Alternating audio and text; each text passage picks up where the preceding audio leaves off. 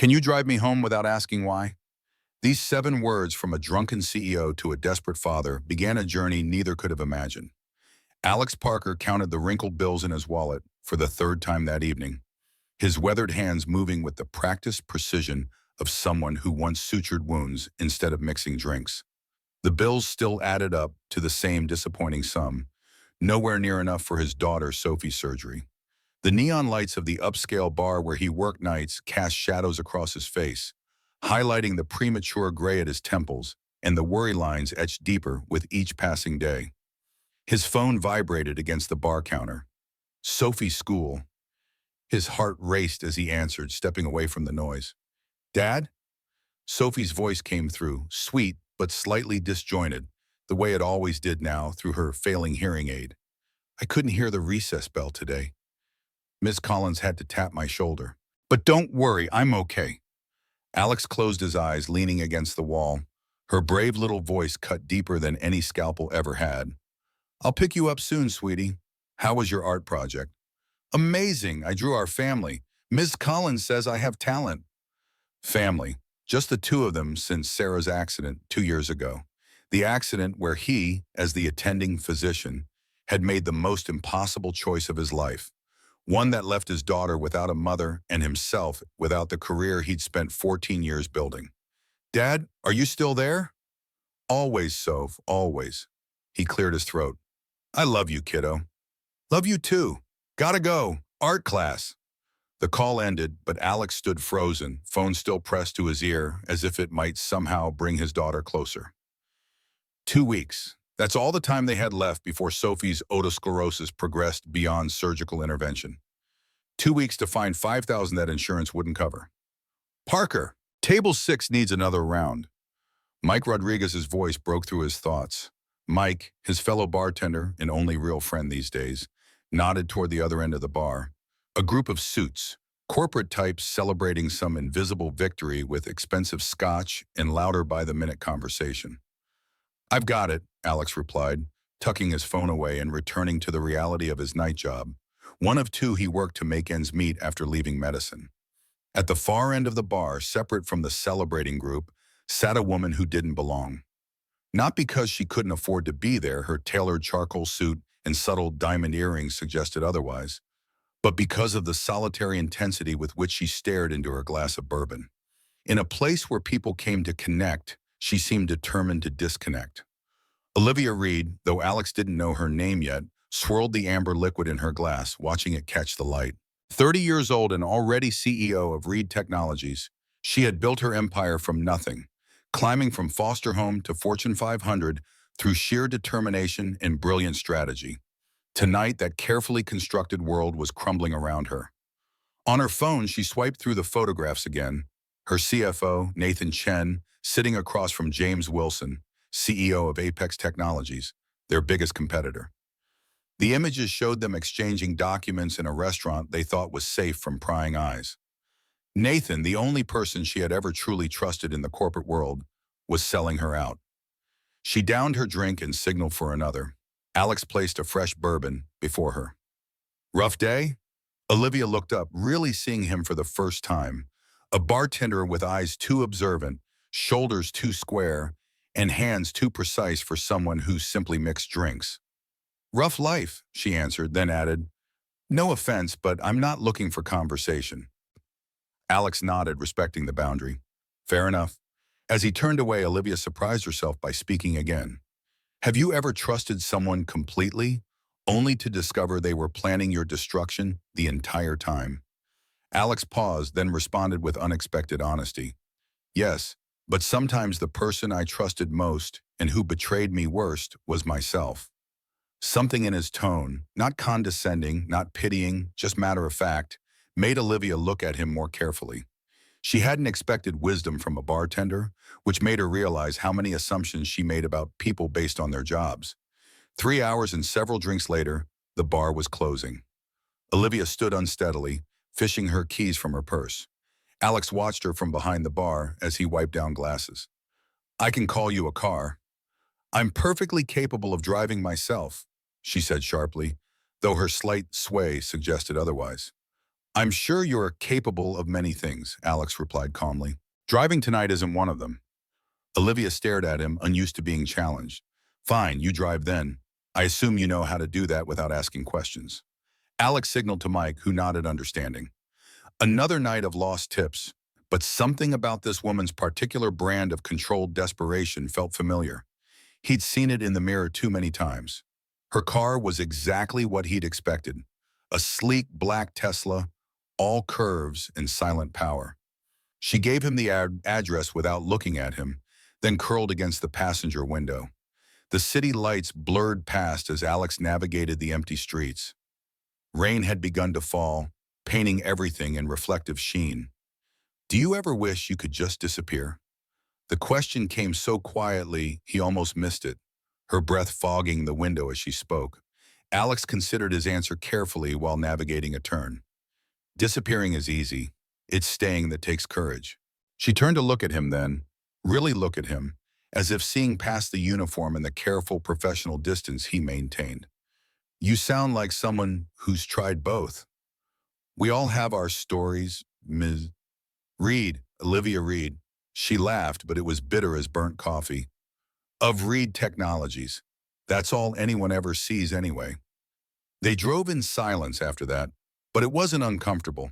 It was the kind of quiet that exists between people who understand that sometimes words are too small for what needs to be said. When they reached her building, a converted warehouse in the arts district that probably cost more than most people's lifetime earnings, she hesitated before getting out. Thank you, she said, and meant it in ways that had nothing to do with the ride. Alex watched her walk to her door, waiting until she was safely inside before driving away. He thought that would be the end of it, just another strange encounter in a city full of them. But the next morning, his phone rang with a number he didn't recognize. Mr. Parker, this is Megan Walsh, Ms. Reed's assistant. Ms. Reed would like to meet with you regarding a business proposition.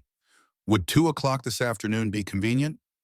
Before Alex could respond, Mike walked into the apartment they shared when schedules aligned. Mike had taken the couch after his last deployment, claiming his military habits made him prefer harder surfaces anyway.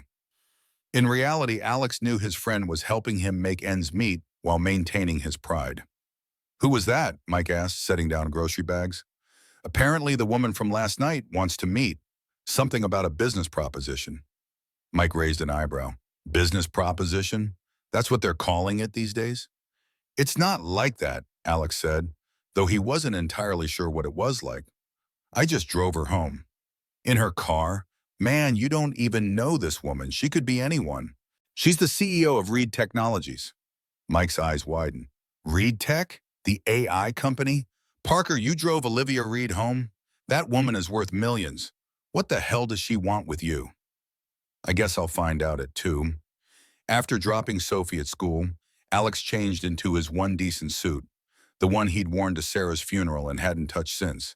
It hung looser now, a physical reminder of everything he'd lost. Reed Technologies occupied the top 10 floors of a gleaming downtown skyscraper.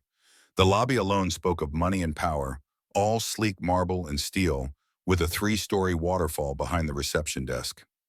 Alex Parker for Olivia Reed, he told the receptionist, feeling acutely out of place. The woman barely looked up. 65th floor. They're expecting you. The elevator rose with unsettling smoothness, each floor bringing him further from the world he'd inhabited since leaving medicine. When the doors opened, he stepped into a space that seemed designed to intimidate, all glass and sky and invisible wealth. Megan Walsh, a poised young woman with efficient movements, led him through the floor. Ms. Reed rarely brings outsiders into headquarters, she remarked. You must have made quite an impression. Before Alex could respond, they reached a corner office with floor-to-ceiling windows and a door bearing the simple nameplate, O. Reed, CEO. The office was everything Alex had expected and nothing like it at the same time. Yes, there was the floor-to-ceiling glass, the minimalist furniture that probably cost more than his monthly rent, the view that turned the city into a painting. But there were also unexpected touches. A child's drawing framed beside million-dollar contracts, a coffee mug with a chip in the handle sitting beside pristine china, a throw blanket draped over a leather chair like someone actually lived here instead of just worked. Olivia stood by the window when he entered, her back to him, posture perfect as a dancer's. Today she wore gray, severe and structured, as if the clothes could provide the control the alcohol had stripped away. "I need a driver," she said without preamble, still facing the window. 7 days, 12 hours a day. I'll pay $5,000. Alex calculated quickly. That would cover Sophie's surgery costs exactly. But something about the offer felt off. Too generous for simple driving. "Why me, May?" She turned then, and he saw that the vulnerability from last night had been carefully packed away, replaced with something harder but more fragile, like ice over deep water. "Because you didn't take advantage when you could have, because you didn't ask questions when I needed silence, and because I need someone I can trust for what comes next." Which is? Finding out who else in my company is selling me out to competitors. Alex understood then. She didn't just need a driver. She needed a witness, someone outside her circle who could observe without being observed, someone invisible enough to be forgotten but smart enough to remember. "I have conditions," he said. Her eyebrow raised slightly, the only sign of surprise she allowed herself. "Such as?"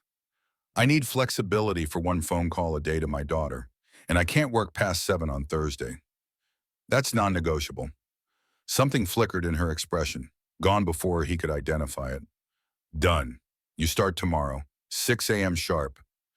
As Alex left the gleaming tower of Reed Technologies, he called Mike, who answered on the first ring. "How'd it go with Miss Corporate America?" "She offered me a job, 7 days as her driver, $5,000. Mike whistled low. "That's suspiciously generous. What's the catch?" "She thinks someone in her company is betraying her. She wants an outside observer." "And you said yes, man, rich people problems are dangerous. Remember what happened last time you got involved with things above your pay grade?" Alex winced. Mike was the only one who knew the full story of Sarah's accident. How Alex had chosen to save another patient, first based on triage protocols, not knowing his wife was the second ambulance arrival. "This is different. It's just driving and observing. Besides, it's exactly what Sophie needs for her surgery. And it has nothing to do with the fact that this woman is probably gorgeous, powerful, and damaged in all the ways that make you want to fix people. She's my employer for a week, Mike. Nothing more." "Whatever you say, Doc, just be careful. People like that live in a different world. They can step out of our lives without a second thought, but we can't do the same." That night, Alex sat on the edge of Sophie's bed, their nightly ritual of reading stories together made more precious by her declining hearing. She cuddled closer, her strawberry blonde hair, so like her mother's, tickling his chin as he read, making sure she could see his lips when her hearing aids weren't enough. "Daddy," she interrupted, looking up at him with serious blue eyes. "Ms. Collins taught me some sign language today. Want to see?" She showed him the signs for "I love you" and "family," her small hands moving with careful precision. "That's amazing, Soph. When did you learn all this?" "After I couldn't hear the bell. Ms. Collins says it's good to be prepared." She demonstrated another sign. "This means friend. Do you have friends, Daddy?" The innocent question hit harder than she could know. "I have Mike from the bar, and I have you, my best friend in the whole world." "But that's not enough friends. Everyone needs more friends." She frowned thoughtfully. "Maybe you'll make a new friend at your new job tomorrow."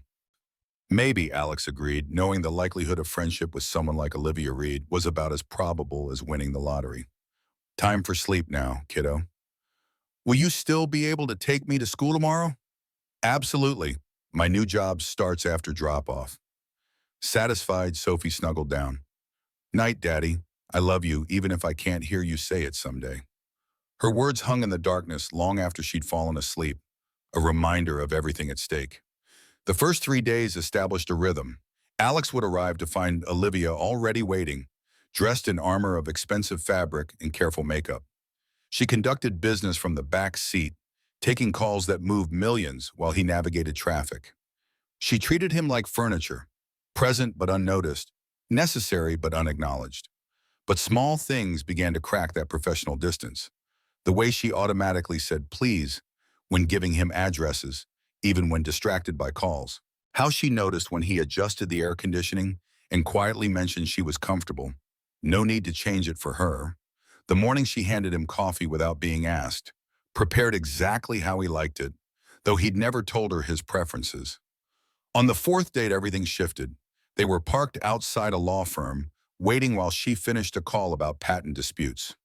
Sophie called just as Olivia ended her conversation. Alex answered quickly, intending to keep it brief, but his daughter's voice filled the car through the Bluetooth before he could switch to the earpiece. Daddy, my ear hurts again. Ms. Patterson says I can lie down in the nurse's office, but I want you. Alex's hands tightened on the steering wheel, knuckles white with the effort of keeping his voice steady. I'm working right now, sweetie, but I'll come get you as soon as I can. Is it the same pain as yesterday? Worse, and the sounds are getting more fuzzy. Sophie's voice quivered slightly. Daddy, what if the operation doesn't work? What if I can't hear anything ever again? Hey, we talked about this. Dr. Morrison is the best there is. You're going to be fine. Promise? I promise, Sophie. Now let Mrs. Patterson give you some medicine for the pain, and I'll be there as soon as Ms. Reed is done with her meetings. Is Ms. Reed pretty? Alex caught Olivia's eyes in the rearview mirror, saw amusement there mixed with something else. She's my boss, Soph. That's not what I asked. I'll see you soon, sweetie. I love you. Love you too, Daddy, even if I can't hear you say it soon. The call ended, leaving silence that felt heavier than lead. Alex stared straight ahead, waiting for Olivia to say something about personal calls during work hours, about maintaining professional boundaries. Instead, she asked quietly, how long has she been losing her hearing? 6 months, started gradually, now accelerating. She has otosclerosis, abnormal bone growth in the middle ear. It's treatable with surgery, but the window is closing. 2 more weeks, and the damage might be irreversible. And her mother? Died 2 years ago. Car accident. He didn't add the rest, that he'd been the attending physician in the ER that night, that he'd had to choose between 2 critical patients, that choosing the other had meant watching his wife die while he saved a stranger. The medical board had cleared him of any wrongdoing, but Alex had never cleared himself. Olivia was quiet for a long moment. Then, surprising them both, she said, I grew up in foster homes, 7 different ones before I aged out. You learn not to get attached to voices because they always leave eventually. She paused, seeming almost embarrassed by her candor, then continued more softly. But I remember every single one, every bedtime story, every lullaby, every good morning, and how was school. Your daughter will remember your voice, Mr. Parker, no matter what happens. It was the most personal thing she'd said to him, offered like a gift he hadn't asked for but desperately needed. The moment broke when her phone rang, the board calling about an emergency meeting. But something had shifted between them, an understanding that went beyond employer and employee. That evening, Olivia had a dinner meeting with potential investors at an exclusive restaurant downtown. As Alex held the car door for her, she paused. Your daughter's school ends at 3, correct? Alex nodded, surprised she'd noticed the timing of his daily calls. Take an hour, go see her. We can resume at 4. That's not necessary, Ms. Reed. It's Olivia, and it is necessary. Go see your daughter. It wasn't charity or pity in her voice, just simple understanding. Alex found himself accepting with a nod. When he picked Sophie up from school, her face lit up with surprise. Daddy, what are you doing here? I thought you had your fancy job today. I got a break. Thought I'd surprise my favorite girl. They spent the hour at a nearby park, Sophie showing him more sign language and telling him about her day. As she played on the swings, Alex caught himself watching the clock, aware of Olivia waiting. You have to go back to work, don't you? Sophie asked, observing him with a perception beyond her years. Soon, yes, but I'm glad I got to see you. Me too. She swung higher. Is your boss nice? Alex considered the question. She's complicated, but yes, I think she's nice in her own way. Mom always said complicated people are the most interesting ones. Sarah had said that, especially about her patients. It was one of the things he loved about her ability to see beyond surfaces. When he returned to the restaurant, Olivia was waiting outside, scrolling through her phone. You're early, she said without looking up. So are you. Your meeting couldn't have ended already. It didn't. A hint of a smile touched her lips. I decided my time was better spent elsewhere. How's Sophie? Better now, thank you for that. Olivia slipped her phone into her pocket. I've been thinking about what you said, about betrayal. Oh? You were right. It isn't about me. It's about Nathan and his choices. Her voice hardened. But that doesn't mean I'm going to let him destroy everything I've built. As they drove back to Reed Technologies, Olivia outlined what she knew so far. Nathan had been meeting with Apex for months. They were planning to launch a competing product using Reed's proprietary technology. The board meeting in 3 days would be his move to force her out, claiming falling profits and mismanagement. What exactly do you need from me? Alex asked as they pulled into the underground parking garage. Your eyes, your outsider perspective. People forget drivers are there. They'll say things in front of you they wouldn't say in front of me. As if to prove her point, as they exited the elevator on the executive floor, Nathan Chen himself walked past, nodding to Olivia while completely ignoring Alex. Olivia, good to see you back. The Tokyo investors just called. They're concerned about the Q3 projections. Nathan's smile never reached his eyes. Nothing I can't handle, of course. I'm sure you've handled quite a lot behind my back, Nathan. Olivia's voice was pleasant, her meaning anything but. A flicker of unease crossed Nathan's face before his mask returned. Always working for the company's best interests. Speaking of which, will you be joining the dinner with Wilson from Apex next week? He's been quite insistent about meeting you. I'm sure he has. Tell him I look forward to discussing exactly how much of our intellectual property he's been accessing lately. Nathan's smile faltered. I don't understand. You will, soon enough. As Nathan walked away, Olivia's composed facade cracked slightly. She leaned against the wall, taking a deep breath. Are you okay? Alex asked quietly. No, but I will be when this is over. She straightened. I need to show you something. In her office, Olivia pulled up security footage on her computer. It showed Nathan in the parking garage, passing a flash drive to someone whose face wasn't visible. This was 2 days ago. I've been gathering evidence, but it's not enough yet. The board respects Nathan. They've known him for years. They'll need irrefutable proof. And you think I can help find it? I think you see people clearly. It's in the way you watch, the way you listen. You were a doctor. You're trained to observe symptoms and diagnose problems. That was a long time ago. Some skills never leave you. She closed the laptop. Tomorrow I need you to come to the executive meeting. Not as my driver, but as my new security consultant. I don't know anything about corporate security. You don't need to. You just need to watch Nathan, his assistant, Jennifer, and our IT director, Marcus Wong. All three have been acting strangely. Alex hesitated. He'd signed up to drive, not to infiltrate corporate espionage. But the thought of Sophie's surgery, of her brave face's sounds faded around her, made the decision for him. All right, but I'm not wearing a wire or anything like that.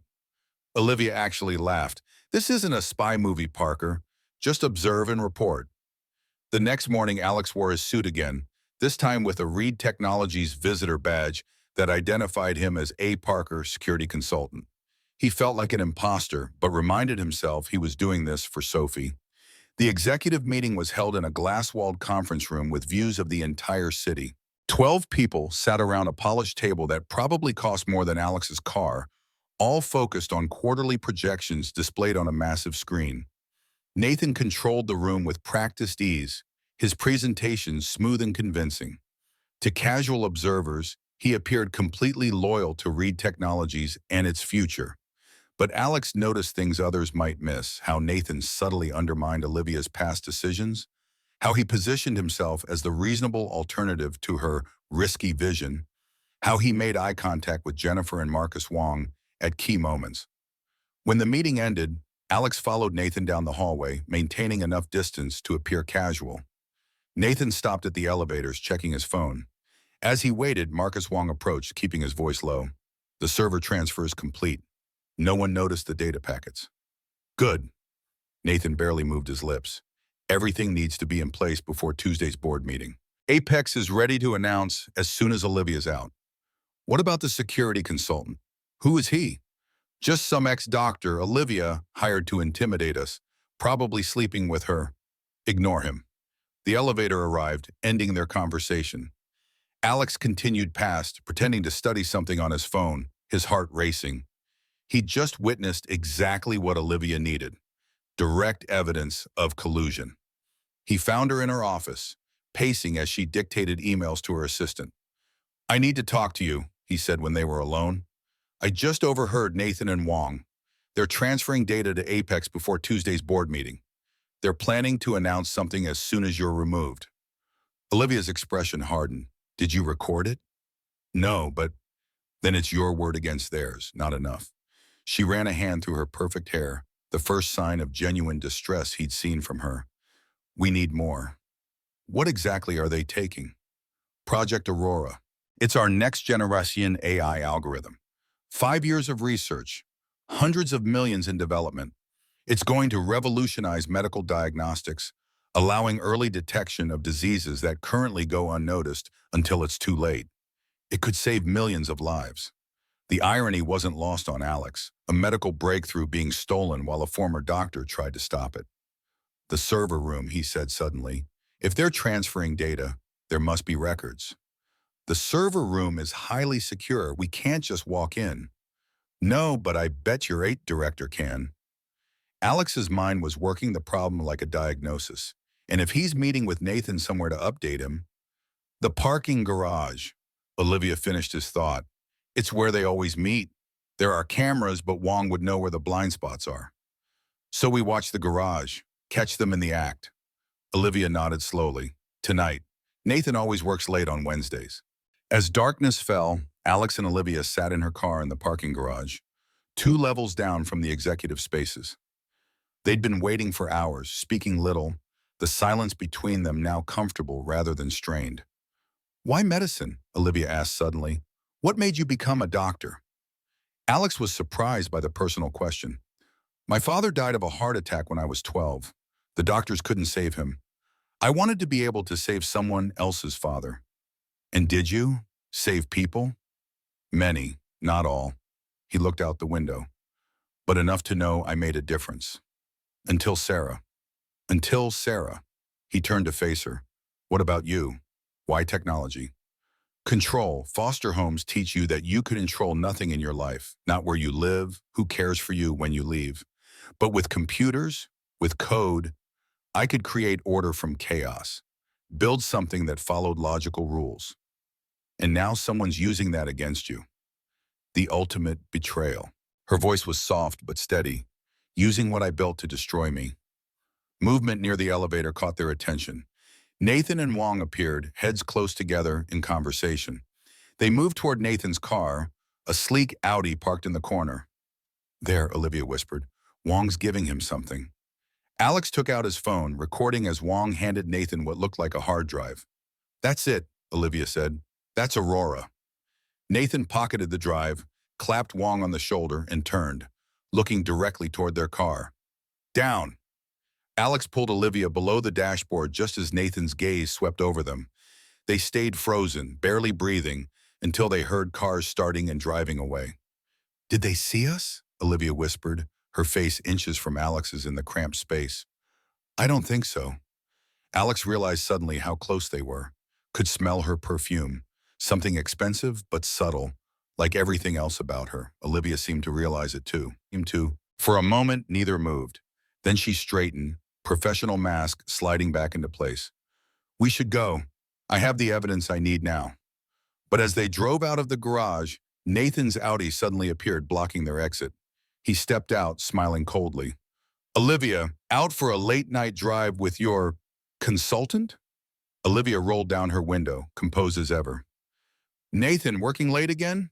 Or just stealing more of my company's intellectual property?" His smile faltered only slightly. "I don't know what you're talking about." "The hard drive Wong just gave you, Project Aurora. Did you really think I wouldn't notice?" "You have no proof."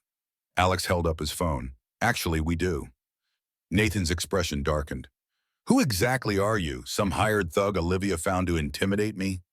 "I'm just a driver," Alex replied calmly. "A driver. Right." Nathan's laugh was ugly. "Well, driver, do you know who you're really working for?"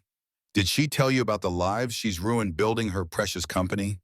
The people she's stepped on? Like you're stepping on her now, Alex countered. This isn't personal. It's business.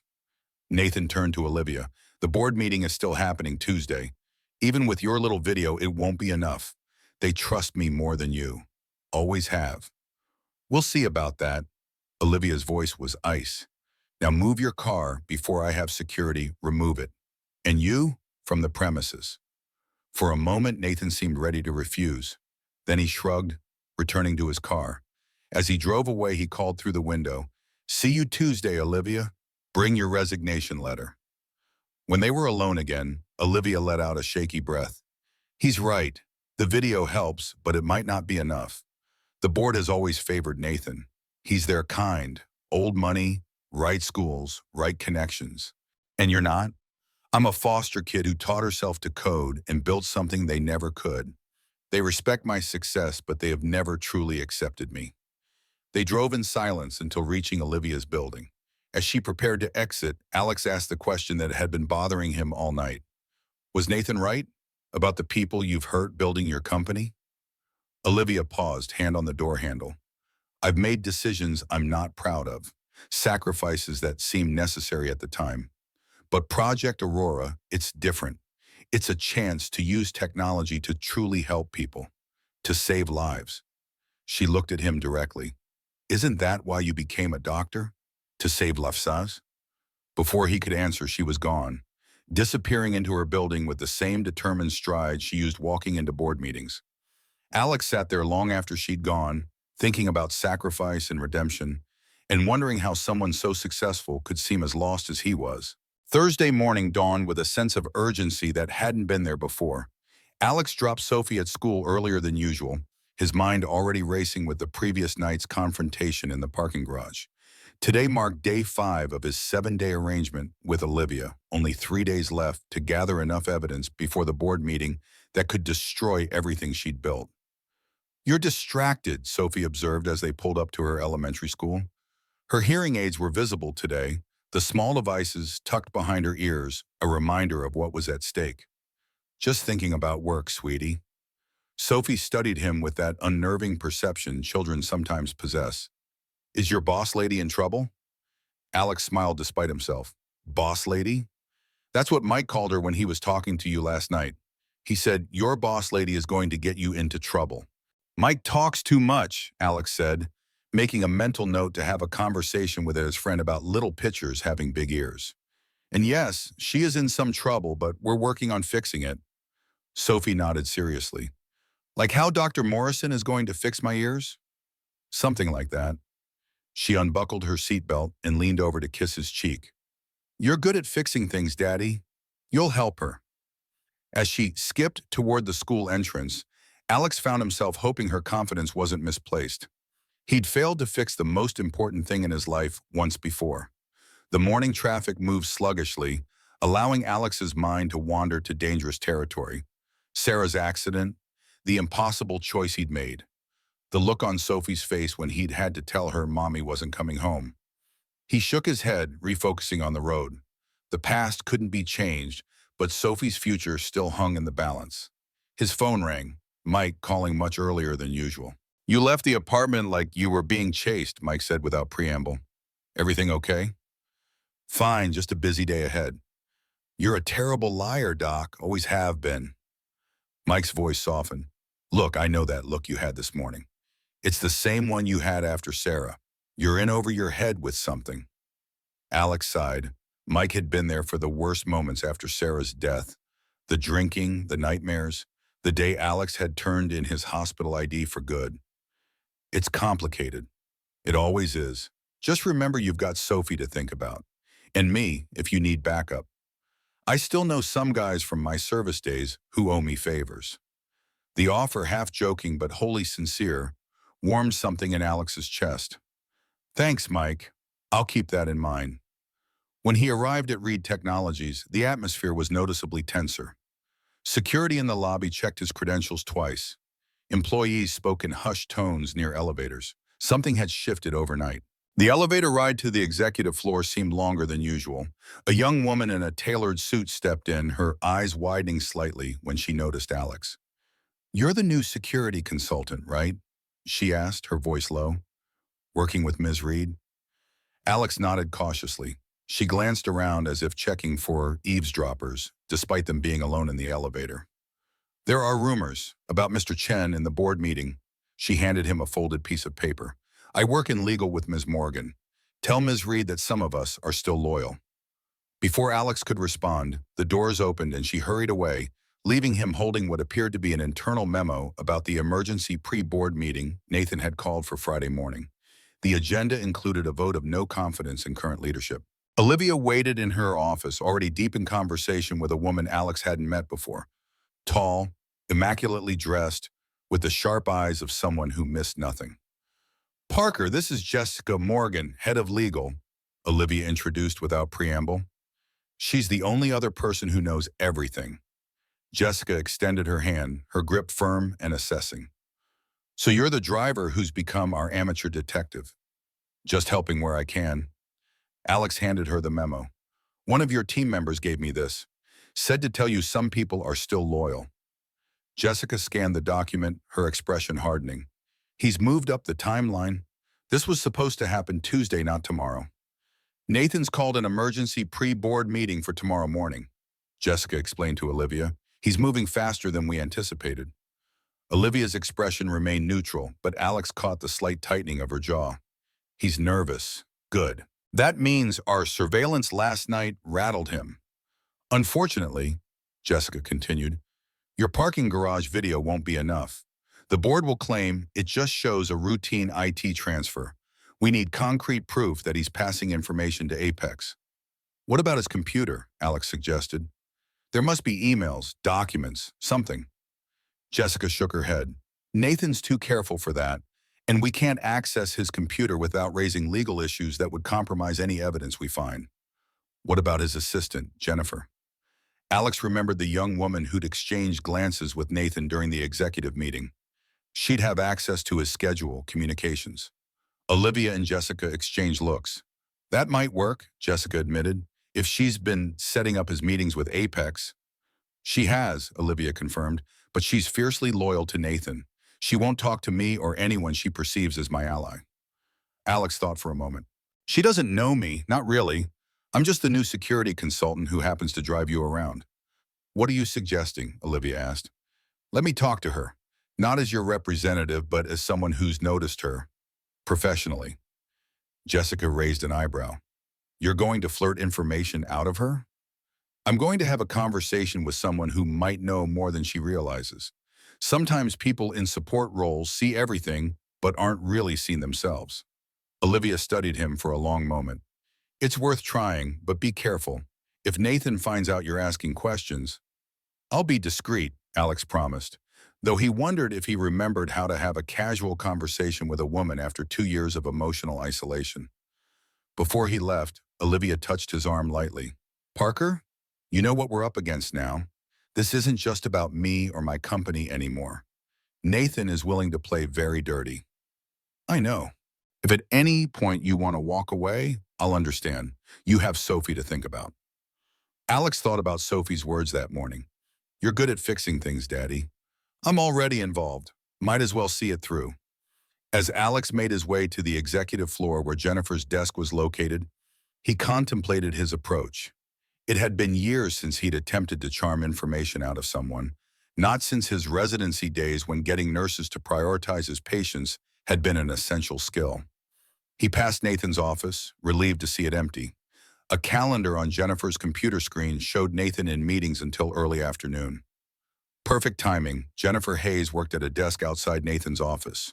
Early 30s, meticulous in appearance and organization, she guarded her boss's schedule with the vigilance of a sentry.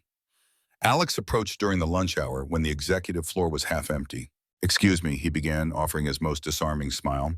"Jennifer, right? I'm Alex Parker, new security consultant." She looked up, her expression professionally neutral.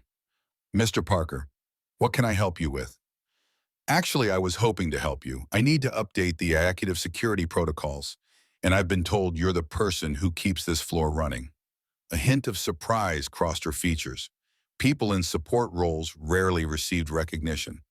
That's kind of you to say, but I'm just Mr. Chen's assistant.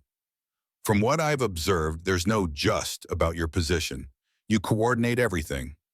The compliment, genuine rather than flattering, earned him a slight softening of her expression. What exactly do you need? I'm reviewing executive travel and meeting patterns to identify potential security gaps. I was hoping to get a look at Mr. Chen's recent external meeting schedule. The past month would be helpful. Jennifer hesitated. That information is confidential. I'd need Mr. Chen's approval. Of course, Alex nodded, preparing to retreat and rethink his strategy. I understand completely. I wouldn't want to put you in an awkward position. As he turned to leave, Jennifer called after him. Wait. Alex paused, careful not to appear too eager. Mr. Chen is at lunch until 2. I can show you the general schedule without specific meeting details. Would that help? That would be perfect. Thank you. Jennifer pulled up a calendar on her computer, angling the screen so Alex could see. These are all his external meetings for the past month. Alex scanned the screen, looking for patterns. There it was. Every Tuesday and Thursday, Nathan had a standing appointment marked only as the consultation. W.C. Wilson Consulting? Alex guessed, remembering James Wilson, CEO of Apex. Jennifer's surprise confirmed his suspicion before she could hide it. How did you know that? Just a lucky guess. IT security requires a bit of pattern recognition. He pointed to another recurring meeting. And these lunch meetings at Dorsch's, are they business or personal? Business, always. Mr. Chen believes in building relationships over meals. Smart man, Alex agreed. Dorsch's is exclusive. Hard to get a reservation unless you're a regular. Or unless you book under James Wilson's name, Jennifer said with a small smile, clearly trying to impress him with her insider knowledge. He owns part of the restaurant. Alex kept his expression neutral, despite the significant piece of information she just revealed. Efficient, so they meet there often? At least once a week for the past 2 months. They're working on a collaboration. Sounds important. Mr. Chen says it's going to revolutionize the company. Her voice dropped. Between us, I think there might be a leadership change coming. Mr. Chen has been preparing transition documents. Alex raised an eyebrow. Transition documents? For the board, organizational restructuring plans. She leaned closer, lowering her voice further. I shouldn't be telling you this, but Mr. Chen mentioned that Ms. Reed might be stepping down soon. That's surprising. She built this company from nothing. Jennifer shrugged slightly. Mr. Chen says sometimes founders aren't the right people to take companies to the next level. He has a vision for expanding into new markets, partnering with Apex on cutting-edge technology. Partnering or selling? Jennifer seemed to suddenly remember herself. I've probably said too much. Security protocols. You said you needed meeting patterns, not details. You're absolutely right. This has been incredibly helpful. Alex stood. Would it be all right if I came back to you with any follow-up questions? You've been more helpful than anyone else I've spoken with. The compliment worked. Jennifer smiled, a real smile this time. That would be fine, Mr. Parker. Alex, please. Alex, she nodded. I'm usually here until 6. As Alex walked away, he knew he'd just gotten exactly what they needed. Concrete evidence of Nathan's meetings with Apex and confirmation of the planned takeover. But it wasn't proof that would stand up in a boardroom. They needed documentation. He returned to Olivia's office, where she and Jessica were reviewing financial reports. Nathan and Wilson meet weekly at a restaurant Wilson partially owns, he reported. They've been meeting for at least 2 months, and Jennifer mentioned transition documents Nathan has been preparing. Jessica looked impressed despite herself. That was fast. The restaurant connection is good, Olivia mused. If Wilson owns it, there might be a private dining room with less security than our building. We could potentially get access to their next meeting. When is it? Jessica asked. Alex grimaced. That's the problem. According to Jennifer's calendar, they're meeting tonight. Tonight? Olivia checked her watch. That doesn't give us much time to prepare. There's something else, Alex added. Jennifer thinks there's going to be a leadership change. Nathan's convinced her it's a done deal. Anger flashed across Olivia's face, quickly contained. He's been planning this for months, building toward the board meeting, all while smiling to my face every day. Jessica tapped her pen against the desk thoughtfully. If he's meeting Wilson tonight, it must be to finalize details before tomorrow's pre-board meeting. We need to know what they're discussing. We need to get into that dinner meeting, Jessica stated firmly. If they're discussing the takeover openly, I can get us in, Alex interrupted. Jennifer mentioned it's at Dorsch's at 8 tonight. Us? Olivia raised an eyebrow. They know what you look like. They don't know me. Alex thought quickly. But it would make sense for me to be there with someone. On a date, perhaps. You want me to pose as your date at one of the most exclusive restaurants in the city, where my CFO is meeting with my biggest competitor? Olivia's tone was incredulous. Not you, Alex clarified. You'd be recognized immediately. But Jessica... Absolutely not, Jessica interrupted. I've been Nathan's opposing counsel in too many meetings. He knows me. Alex ran a hand through his hair, frustrated. Then an idea struck. I know someone who could help. Someone Nathan wouldn't know and who owes me a favor. Who? Olivia asked. Sophie's surgeon, Dr. Lisa Morrison. We worked together for years at Metropolitan. She's brilliant, observant, and she already knows part of what's happening because of Sophie's case. Can you trust her? Jessica's question was pointed. With my life, and more importantly, with Sophie's life. Olivia nodded. Make the call. 20 minutes later, Lisa Morrison walked into Olivia's office. Lisa Morrison, chief of surgery at Metropolitan Hospital, had once been Alex's colleague and friend. She was also the surgeon scheduled to perform Sophie's operation, and one of the few people from his medical days who still spoke to him. Alex Parker asking for a favor, she said by way of greeting. Must be the apocalypse. Despite her teasing tone, Lisa's appearance reflected her surgical precision. Every hair in place, posture perfect, eyes missing nothing. At 45, she carried herself with the quiet confidence of someone who routinely held lives in her hands.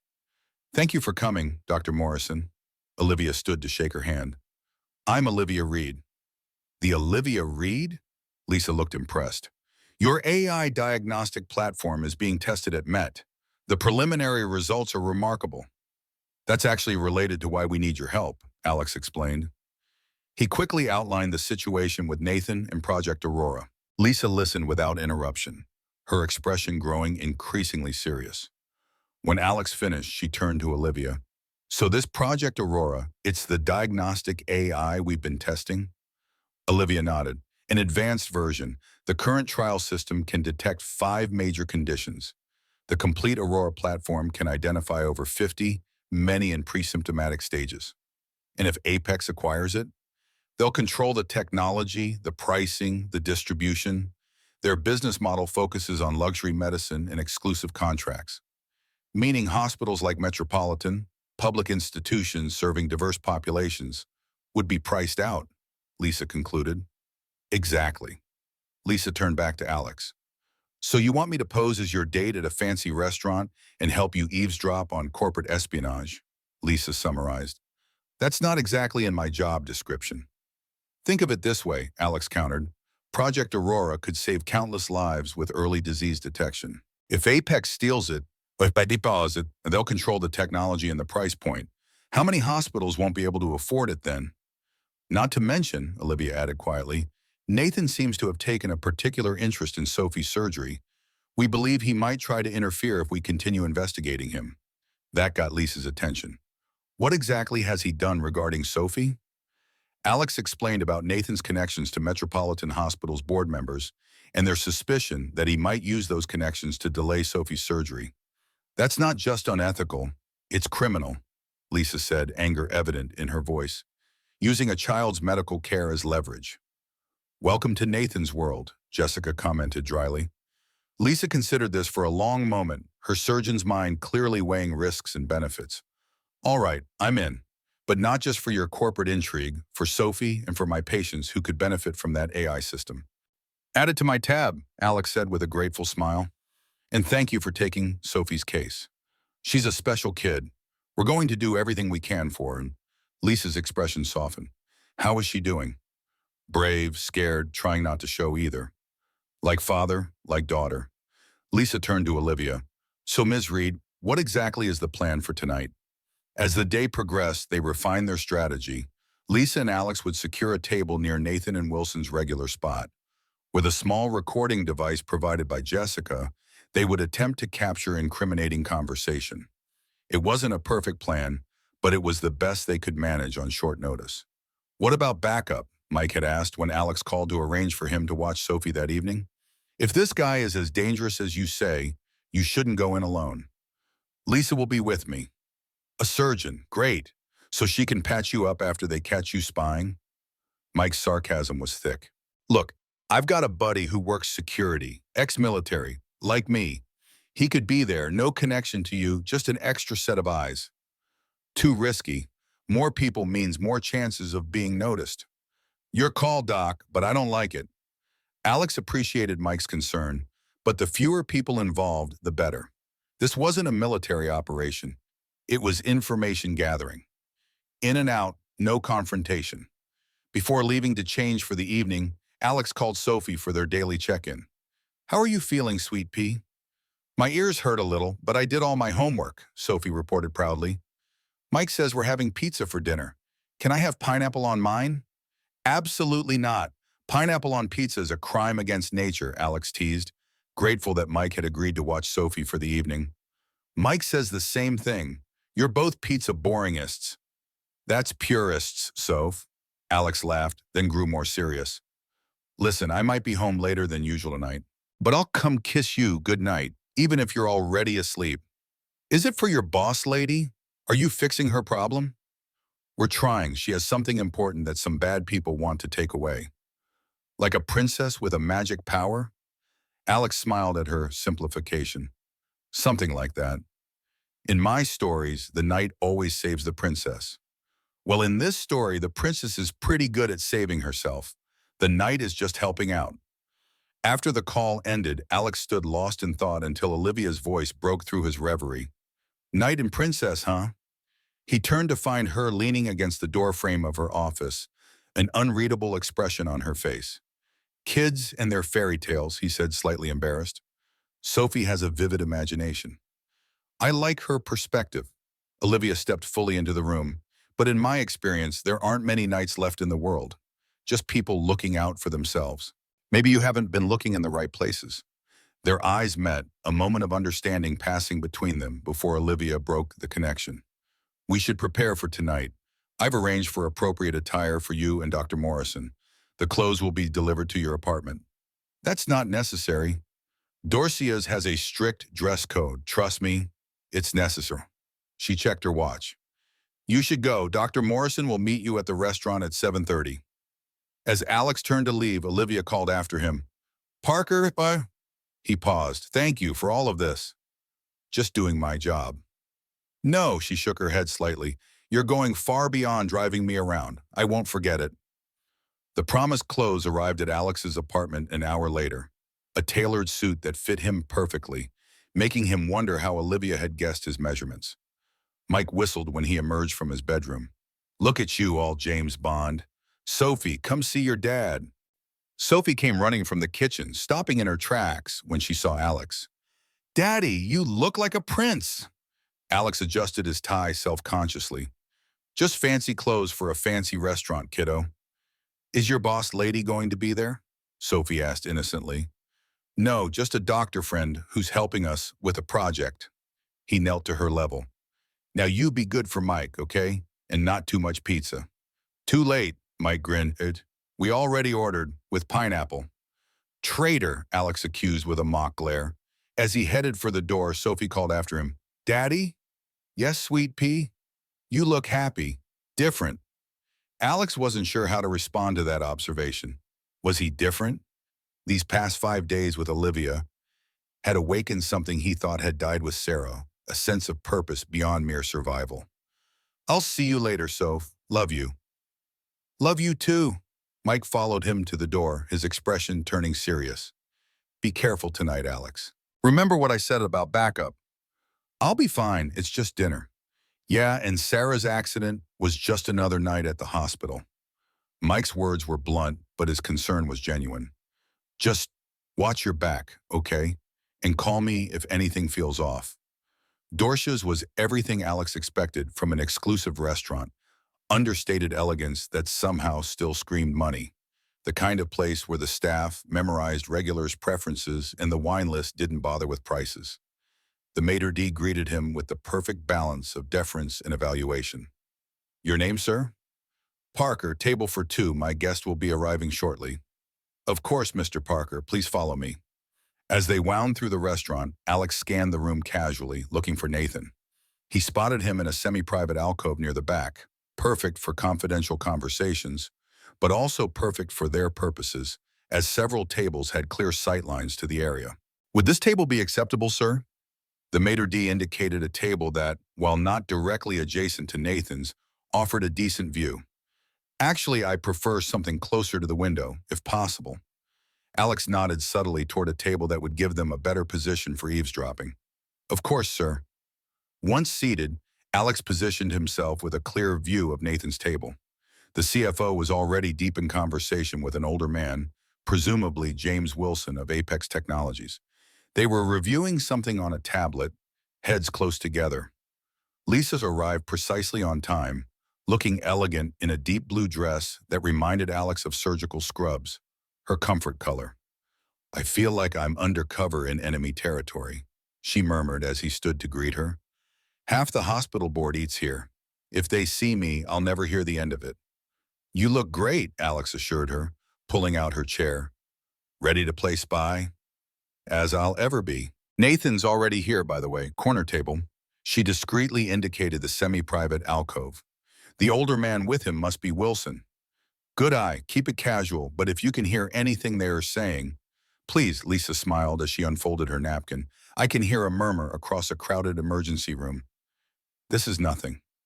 As they settled in, Alex positioned the small recording device Jessica had provided, disguised as a fancy pen, on the table edge closest to Nathan's alcove. So, Lisa said conversationally, loud enough to establish their cover as a normal dinner date, how are things outside the medical world? I still can't believe you left. Different, Alex replied honestly. Simpler in some ways, more complicated in others. The nursing staff misses you. So do the residents. You were a good teacher. I wasn't in a good place to teach anyone anything after Sarah. Lisa's expression softened with genuine compassion. The M&M review cleared you completely, Alex. What happened wasn't your fault. Legally, maybe, but we both know I made a choice that night. The right choice, medically. The impossible choice, personally. She reached across the table to touch his hand. That's why you were such a good doctor. You could make the tough calls. Their conversation paused as the waiter arrived to take their orders. Over Lisa's shoulder, Alex could see Nathan and Wilson deep in discussion, occasionally glancing at documents on a tablet. Target at your 5 o'clock is getting animated, Alex murmured after the waiter left. Lisa casually turned as if taking in the restaurant's ambiance. The older man just passed something to Nathan. Looks like a thumb drive. Can you hear anything? Just fragments. Something about board support and Tuesday announcement. Alex nodded slightly, indicating the recording device was hopefully capturing more. He positioned it on the table edge closest to Nathan's alcove. For the next 30 minutes, they maintained their cover, discussing hospital gossip and mutual acquaintances while keeping peripheral awareness of the meeting behind them. Alex noticed that whenever Nathan spoke about Olivia, his expression hardened with barely concealed contempt. It's personal for him, Alex observed quietly. This isn't just about business. Men like that can't stand being outshone by women, Lisa replied, having seen similar dynamics throughout her medical career, especially self-made women who didn't follow the traditional path. Their food arrived, and they ate while maintaining casual conversation. Over coffee, Alex noticed Nathan's meeting seemed to be wrapping up. Wilson was putting the tablet away, and Nathan was signaling for the check. They're finishing up, Alex murmured. Did we get anything useful? Hard to say. The recording might have picked up more than we could hear directly. As the waiter cleared their plates, Lisa suddenly tensed. Nathan just mentioned Morrison, my name. He's talking about me to Wilson. Alex's blood ran cold. What exactly did he say? I couldn't catch it all. Something about Morrison's situation being handled. Before Alex could respond, Nathan stood and stepped away, presumably heading to the restroom. "Now's our chance," Lisa whispered. "If I walk past their table, I might be able to glimpse what's on that tablet." "Too risky," Alex cautioned. "If Nathan comes back, trust me, I've done riskier things in the OR." She stood gracefully. "I'll be right back." Before Alex could protest further, Lisa was walking toward the restrooms, her path taking her directly past Wilson's table. As she passed, she stumbled slightly, her hand catching the edge of their table for balance. "I'm so sorry," Alex heard her apologize. "These new shoes—" Wilson looked up, momentarily distracted, as Lisa steadied herself, her eyes quickly scanning the tablet he'd left face up on the table. "No harm done," Wilson replied smoothly. "Are you all right?" "Perfectly fine, thank you. Just embarrassed." Lisa continued toward the restrooms, passing Nathan as he returned. When she rejoined Alex, her expression was controlled, but her eyes conveyed urgency. "We need to leave now." "What did you see?" "Not here," she muttered, "but it's worse than you thought." Alex signaled for the check, trying to appear unhurried despite Lisa's obvious tension. As they waited, Nathan glanced their way. For a moment, his eyes narrowed as he studied Alex, but then Wilson said something that recaptured his attention. Once outside, Lisa finally spoke. That tablet had board presentation slides open. It wasn't just about stealing Project Aurora. They're planning to dissolve Reed Technologies entirely, break it up and sell off the parts. Olivia would lose everything. "Jesus," Alex breathed. "Did you see any specifics?" "The slide mentioned unanimous board support in a Tuesday announcement, just like we heard. There was a breakdown of how the company would be divided, with Apex getting the AI division and Aurora." Alex pulled out his phone to call Olivia, but Lisa stopped him. "There's more. One of the slides had Sophie Surgeon's name on it. Dr. Morrison. My name." "What? Why would—" "I don't know, but Nathan knows who I am, Alex. When he passed me coming back from the restroom, he smiled. Not a friendly smile." A chill ran down Alex's spine. "We need to go. Now." "Wait," Lisa caught his arm. "They also had a document open labeled Parker File. I only saw the header, but Alex, they've been investigating you. Your past at the hospital, your financial situation, everything." The implications were staggering. Nathan wasn't just targeting Olivia's company. He was targeting everyone connected to her, including a 6-year-old girl whose only crime was being the daughter of someone trying to help. "I shouldn't have involved you in this," Alex said, guilt washing over him. "Now you're in danger too." "I was already involved the moment Sophie became my patient," Lisa countered firmly. "And I don't scare easily.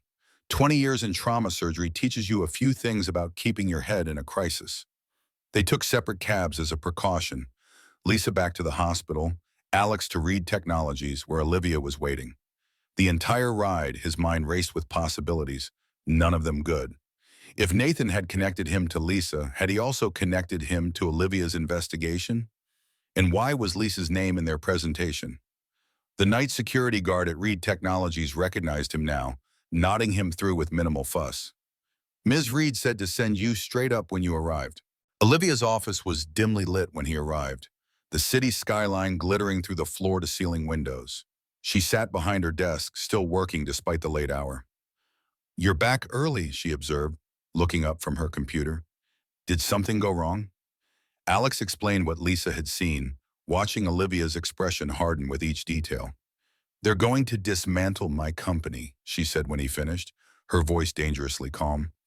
"Everything I've built, everything my people have worked for." "There's more," Alex hesitated, unsure how to broach the next part. "Lisa saw her own name in the presentation. She's Sophie's surgeon." Olivia's eyes widened slightly. "That can't be a coincidence.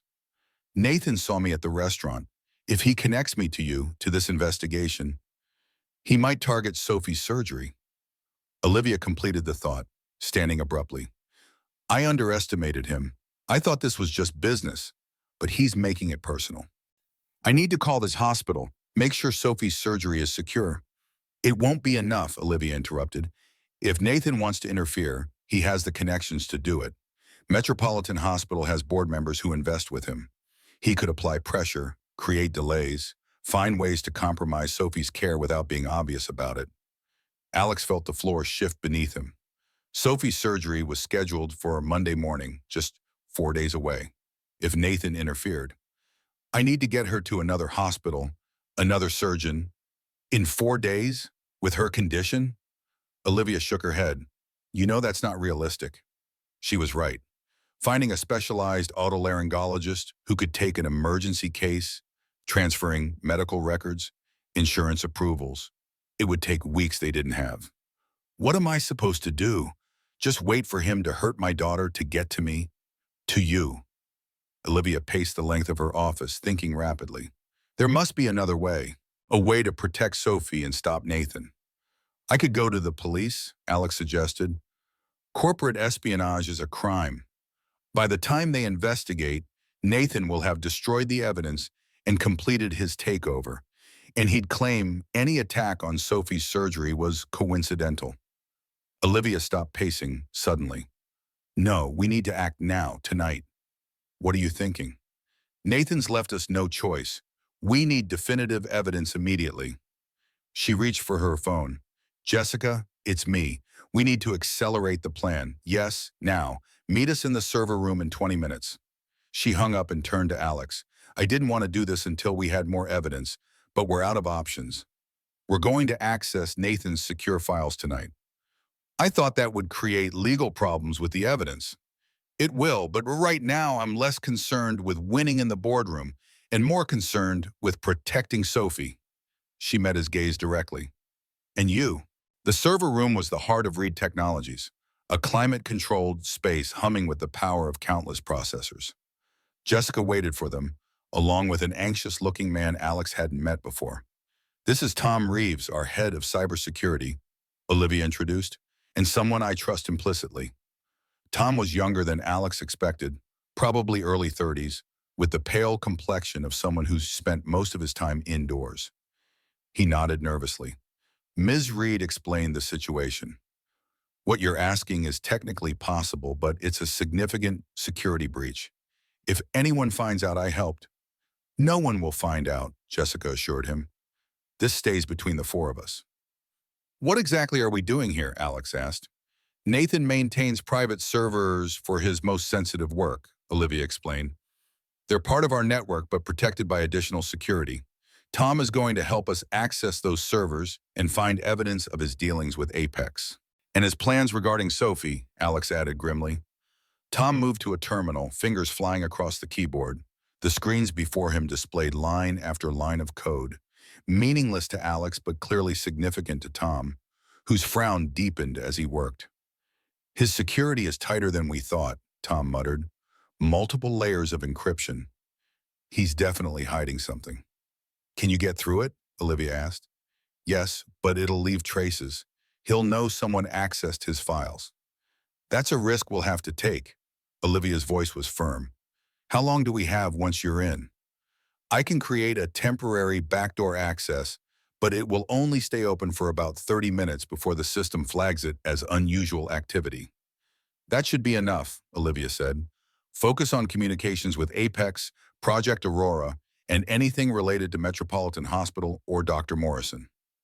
For several tense minutes, they watched Tom navigate through layers of security. Finally, he sat back. I'm in. You have 28 minutes. Olivia took his place at the terminal, scrolling rapidly through folders and files. Here's the Aurora data. He's been transferring it to an external server for weeks. Small packets to avoid detection. Can you trace where it went? Jessica asked. Apex's development environment. He didn't even try to hide it. Olivia continued searching. Here's a draft of the board presentation. Lisa was right. They're planning to break up the company. Alex leaned closer, scanning for any mention of Sophie or Dr. Morrison. Check his email communications. Olivia navigated to Nathan's email client. There's a folder labeled Met Hospital. That can't be coincidence. She opened it, revealing dozens of exchanges with hospital board members. The most recent, dated that afternoon, made Alex's blood run cold. Dr. Morrison's surgical privileges are under review, he read aloud. The committee is convening tomorrow to discuss the complaint. What complaint? Jessica asked. Olivia opened the attachment. A fabricated ethics violation. Nathan manufactured evidence suggesting Lisa accepted bribes to prioritize certain patients. She'd never do that, Alex said firmly. Anyone who knows her would know that's absurd. It doesn't matter if it's true, Jessica pointed out. Just the allegation would be enough to suspend her privileges pending investigation. And that would happen before Sophie's surgery on Monday, Alex finished, feeling sick. He's going to make sure she can't operate. Not if we stop him first. Olivia continued searching, her determination palpable. Here, he scheduled the hospital board meeting for tomorrow morning at 9. He's moving fast. We need to warn Lisa, Alex said, already reaching for his phone. Wait, Olivia's voice stopped him. There's more. He has files on you too, Alex. The screen displayed a folder simply labeled Parker. Inside were detailed reports on Alex's career, the incident with Sarah, his current financial situation, and, most disturbingly, Sophie's medical records. How did he get those? Alex's voice was barely controlled fury. Those are confidential medical records.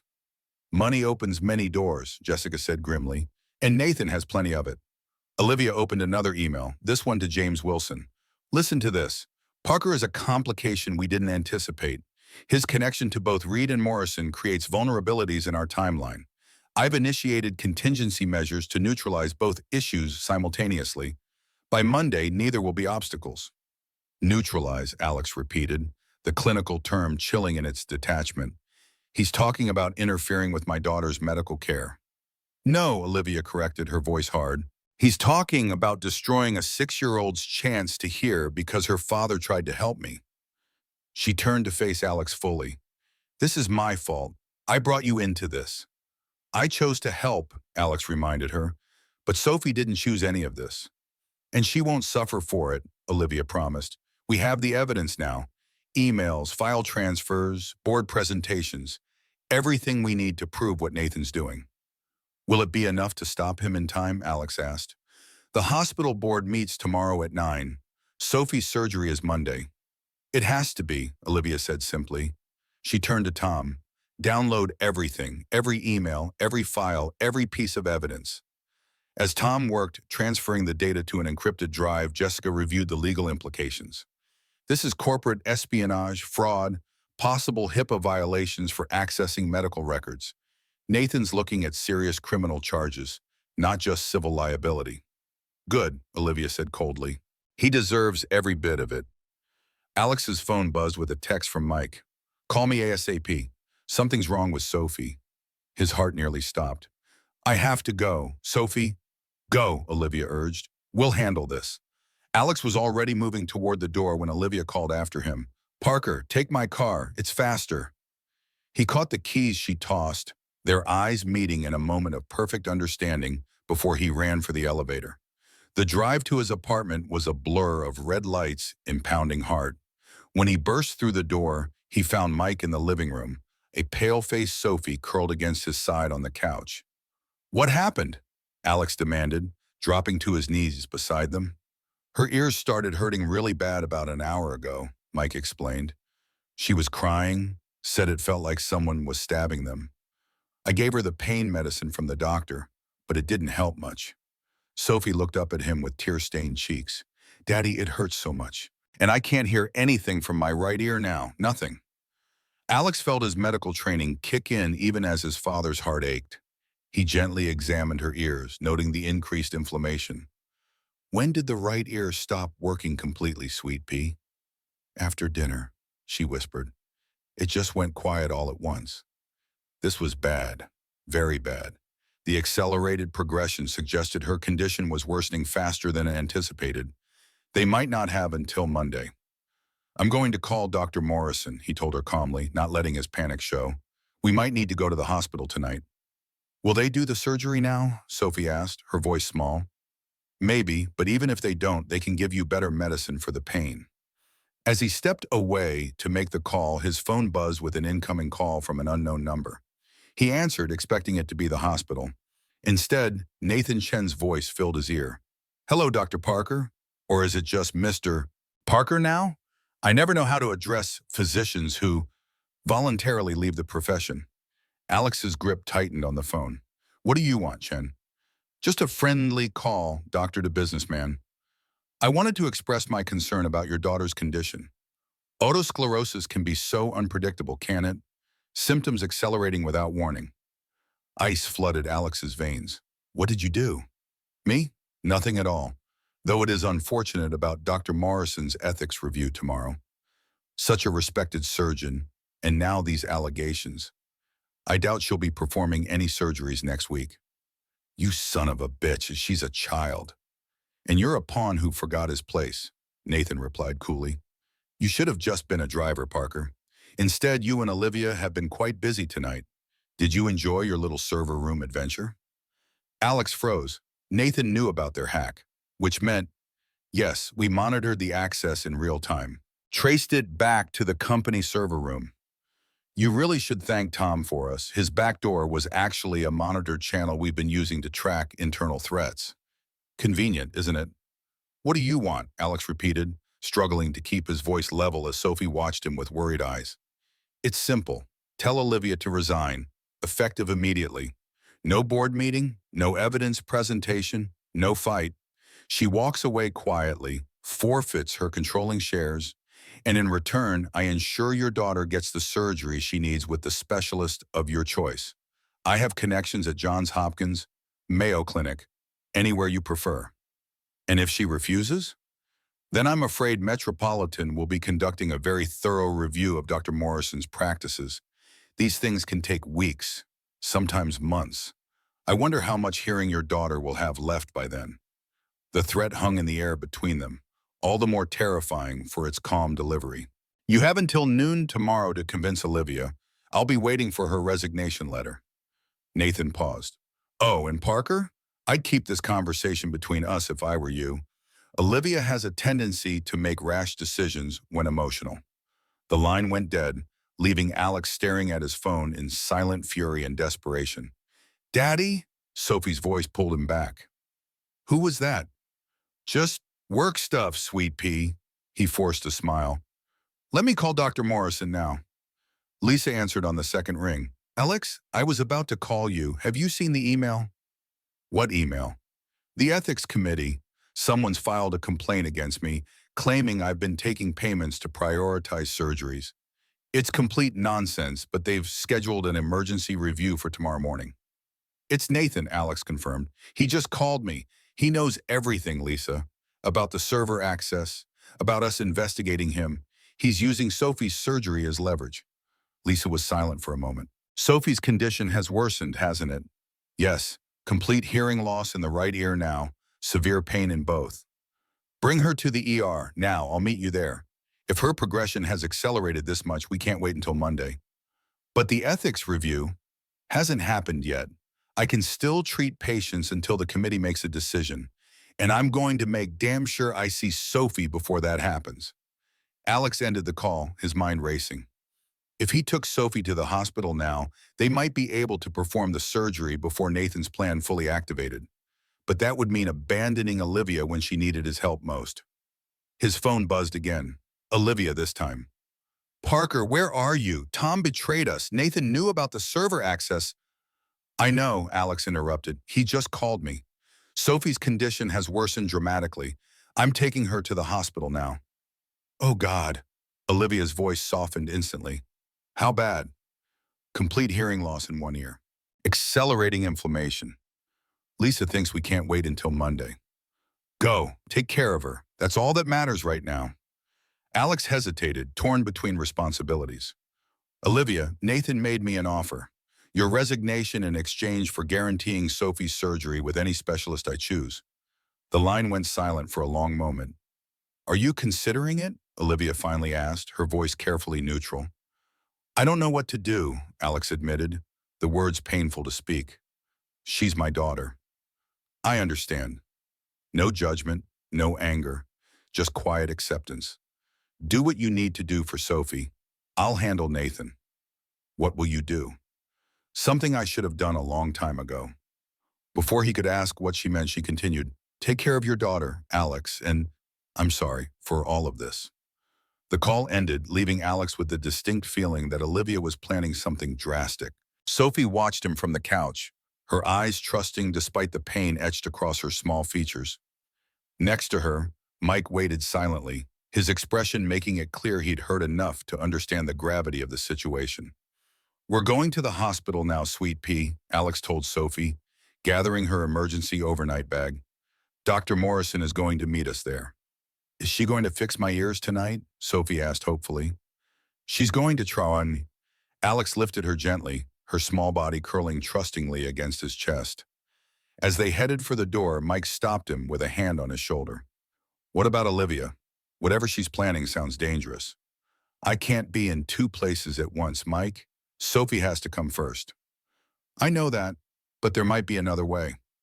Mike pulled out his phone. "My buddy works security at Reed Technologies. Night shift. Let me make a call." As Mike dialed, Alex carried Sophie to the car, settling her in the back seat with her favorite stuffed rabbit. His mind was a battlefield of competing priorities and impossible choices. Just like that night in the ER with Sarah, he was being forced to choose who to save. Metropolitan Hospital's emergency room was surprisingly quiet for a Thursday night. The fluorescent lights cast harsh shadows across Sophie's pale face as Alex carried her through the sliding doors. Her small body felt unnaturally warm against his chest, her breathing shallow from the pain medication Mike had given her before they left. "Dr. Morrison called ahead," the triage nurse said as soon as she saw them. "We have a room ready." Alex nodded gratefully, following her through the maze of corridors he once knew by heart. Every corner held memories, some good, some unbearable, of his time as a physician here. The same antiseptic smell, the same hushed voices, the same underlying current of controlled urgency. Sophie's room was private, equipped with pediatric monitoring equipment and cheerful animal prints on the walls that couldn't quite mask the clinical reality. As Alex settled her onto the bed, she looked smaller than ever, fragile in a way that squeezed his heart. "Daddy," she whispered, "I'm scared." "I know, Sweet Pea." He brushed the hair from her forehead. "But Dr. Morrison is the best, and she's going to take good care of you." "What if I never hear again?" Her voice trembled. "What if the surgery doesn't work?"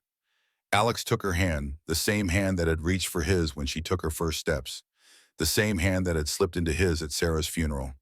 "Then we'll learn sign language together. We'll find new ways to communicate. But you won't be alone, Sophie. Not ever." She nodded, blinking back tears. "Promise?" "I promise." He kissed her forehead. "Try to rest now.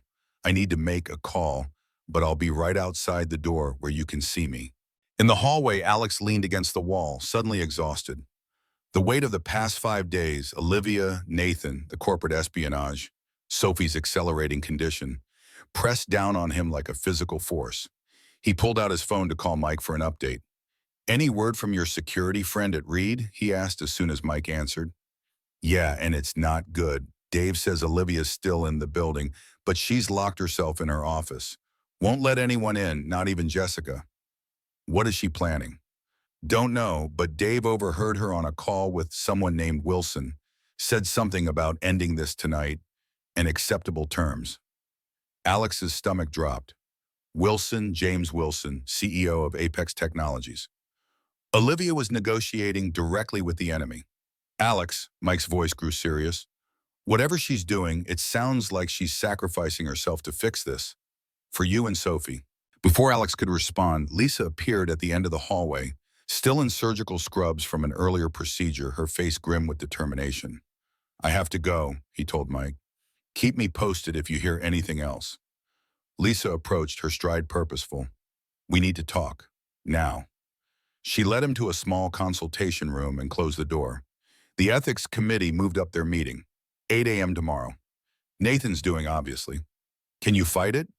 "I can try, but that's not our biggest concern right now." She pulled up Sophie's latest scans on a tablet. "The inflammation is accelerating faster than I've ever seen with otosclerosis. If we don't operate within the next 12 hours, she'll lose significant hearing in her left ear too." "Then do it. Tonight." Lisa shook her head. "No, it's not that simple. I need board approval for emergency surgery, especially given the pending ethics review." "And guess who sits on the approval committee?" "Let me guess, one of Nathan's investors." "Two of them, actually, Dr. Harold Winters and Elizabeth Shepard. Both have financial ties to Apex Technologies." Alex slammed his fist against the wall, startling them both. He's got us cornered. Not entirely. Lisa leaned closer. There's a loophole. If we can document a dramatic deterioration that constitutes a medical emergency, I can invoke the Emergency Medical Treatment in Labor Act. Federal law trumps hospital politics. Hope flared briefly. How do we do that? We need another set of scans in an hour. If they show continued deterioration, I can make the case. Lisa's expression was a battlefield of determination and worry. But Alex, even if I get approval, there's another problem. Nathan has people watching the OR schedule. If he sees Sophie's name, he'll interfere somehow. Exactly. They sat in silence, the beeping of distant monitors the only sound. Then Lisa straightened, a decision made. We do it under a pseudonym. Register her as Sarah Johnson, emergency case. I'll use OR3, it's being renovated, but the equipment still works. Skeleton crew, just people I trust completely. Isn't that risky for your career? Yes, but something matter more than careers. She squeezed his shoulder. Get some rest. I'll arrange the second scan and come find you when we're ready. As Lisa left, Alex's phone rang. Olivia. How's Sophie? She asked immediately, her voice strained. Not good. Lisa thinks she needs surgery tonight, but Nathan's people on the hospital board are blocking it. I'm so sorry, Alex. The genuine anguish in her voice was unmistakable. This is all my fault. No, it's Nathan's fault, not yours. Listen to me, Olivia said urgently. I've been negotiating with Wilson. Apex wants Project Aurora, but they don't actually want the rest of Reed Technologies. That was Nathan's vendetta, not corporate strategy. What are you saying? I'm saying I can fix this. For Sophie. I just need you to trust me for a few more hours. Olivia, what are you planning? What I should have done from the beginning. Deal with this like a CEO, not a wounded foster kid with trust issues. She paused. I have to go. Take care of Sophie. I'll call you when it's done. The line went dead before he could respond. Alex returned to Sophie's room, finding her finally asleep, the pain medication providing temporary relief. He settled into the chair beside her son, holding her small hand in his. Whatever Olivia was planning, whatever was happening at Reed Technologies, right now this was where he needed to be. An hour later, Lisa returned with a technician for the second scan. The results confirmed their fears. The inflammation had worsened, now threatening the left ear's functionality as well. It's enough, Lisa said, reviewing the images. I'm invoking M. Taylor. We operate tonight. The next few hours passed in a blur of preparations. Sophie was registered under the pseudonym, prepped for surgery, and moved to the rarely used OR3. By midnight, a small team of Lisa's most trusted colleagues had assembled. An anesthesiologist, 2 surgical nurses, and a surgical resident Lisa had personally mentored. We've got 45 minutes before Winters does his midnight rounds, Lisa told Alex as Sophie was being anesthetized. If he doesn't see anything unusual, we should be clear. Alex nodded, his throat tight with emotion. Thank you for doing this. Thank me when it's over. She squeezed his arm. The waiting room on the 3rd floor is empty this time of night. It'll give you some privacy. As the OR doors closed behind Lisa, Alex felt the full weight of helplessness descend. Now came the hardest part, the waiting. The 3rd floor waiting room was dimly lit and silent. Alex paced, unable to sit still, memories of another night in this hospital washing over him. Sarah had been brought in through these same doors, her car crushed by a drunk driver. He'd been on duty, the senior attending and physician, when 2 critical traumas arrived simultaneously. Following protocol, he'd triaged based on survival probability, not knowing one of the patients was his wife. His phone buzzed, jolting him from the painful memory. A text from Mike. Something big happening at Reed. Security on high alert. Executives arriving. Before he could respond, the phone rang. Jessica Morgan. Where are you? She demanded without preamble. At the hospital. Sophie's in surgery. They're letting Morrison operate? It's complicated. What's happening at Reed? Jessica lowered her voice. Olivia called an emergency board meeting. Midnight. Everyone's here. Board members, executives, even James Wilson from Apex. Wilson, what the hell is she doing? I don't know. She locked herself in her office all evening, wouldn't talk to anyone. Then suddenly calls this meeting and invites our biggest competitor. Jessica sounded genuinely worried. Alex, she has all the evidence we gathered about Nathan, but she's also prepared resignation papers. I think she's planning to sacrifice herself for some kind of deal. Alex's grip tightened on the phone. Put her on. I can't. The meeting's starting. She specifically asked me to call you, though. Said to tell you the princess is saving herself, but the knight's job isn't finished. The reference to their earlier conversation hit him like a physical blow. Tell her. Tell her to wait. I may have a way to help. How? You're at the hospital. Just tell her. Alex ended the call, mind racing.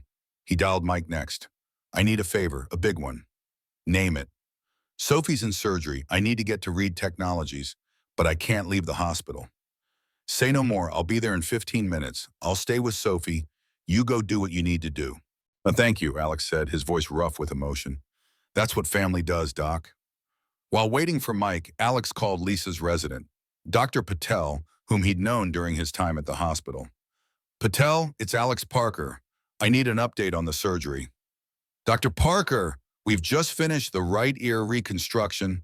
Dr. Morrison is working on the left now. Everything's proceeding as expected.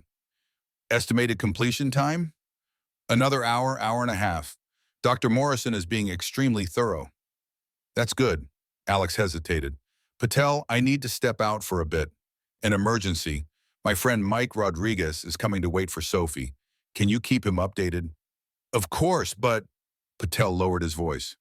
You should know Dr. Winters has been asking questions. Someone tipped him off about an unscheduled surgery. Alex's blood ran cold. How much time do we have? Dr. Morrison convinced him it was a training exercise with the mannequin, but he seemed suspicious. Said he'd be back to observe. Tell Lisa to work fast, and thank you. Mike arrived as promised, military punctuality ingrained even in civilian life. Go, he said simply. I've got this. Dave's waiting for you at Reed with a security badge. Alex gripped his friend's shoulder. If anything happens, I'll call. Now move.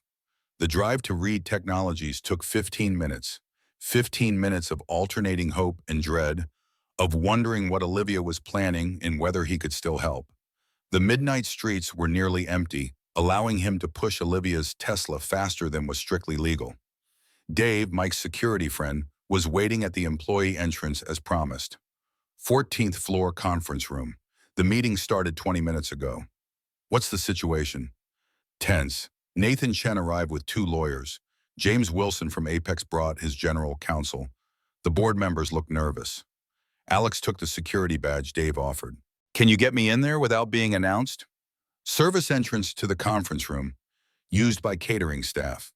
Dave handed him a folded white jacket. Put this on, you'll look like you're delivering coffee. Thank you. Don't thank me yet. Whatever's happening in there, it's big. Corporate security is on high alert. The service corridor was dimly lit and quiet. Alex moved quickly, the borrowed catering jacket providing minimal but sufficient cover. Through the service door, he could hear raised voices from the conference room. Completely unprecedented. Nathan's voice angry and defensive. A midnight board meeting without proper notice. The bylaws allow for emergency sessions when the company's future is at stake, Olivia responded coolly. And given what I'm about to share, I think you'll agree this qualifies. Alex eased the door open just enough to see inside. The conference room was filled with people, board members at the long table, executives and legal counsel along the walls. Nathan stood near the head of the table, face flushed with anger.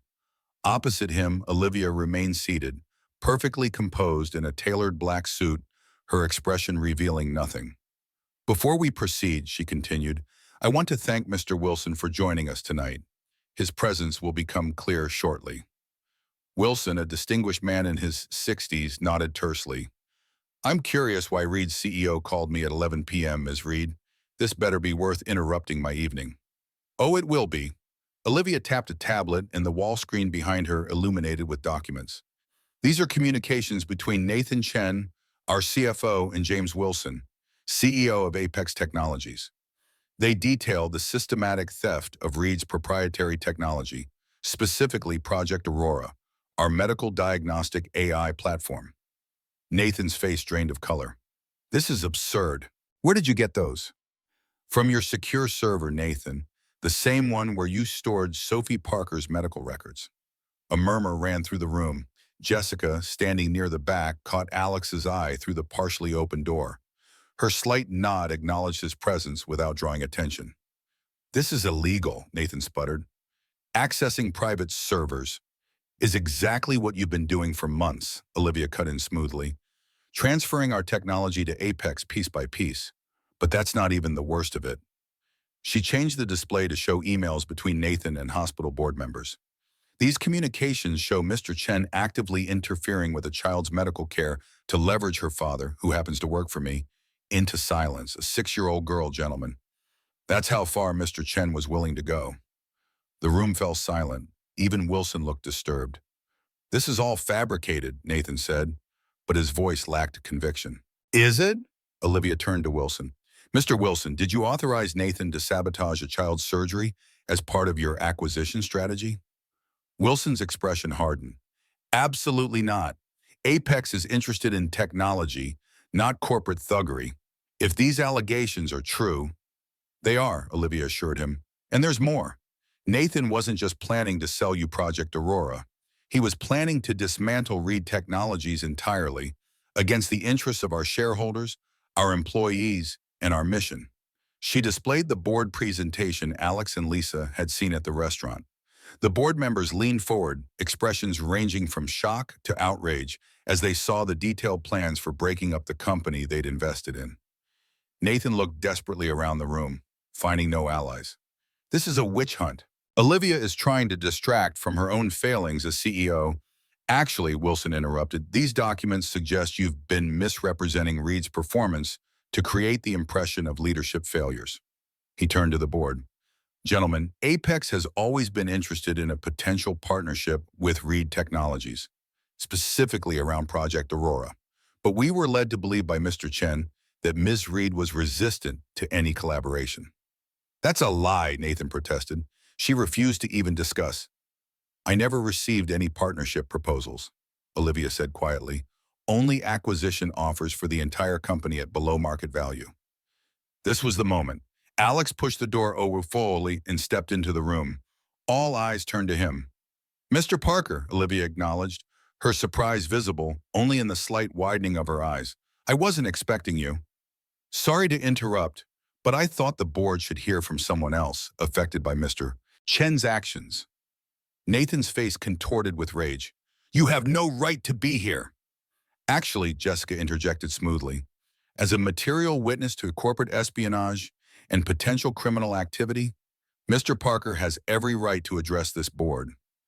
Alex moved to stand beside Olivia. "My daughter Sophie is in surgery right now at Metropolitan Hospital. Surgery that Mr. Chen tried to prevent by filing false ethics complaints against her surgeon.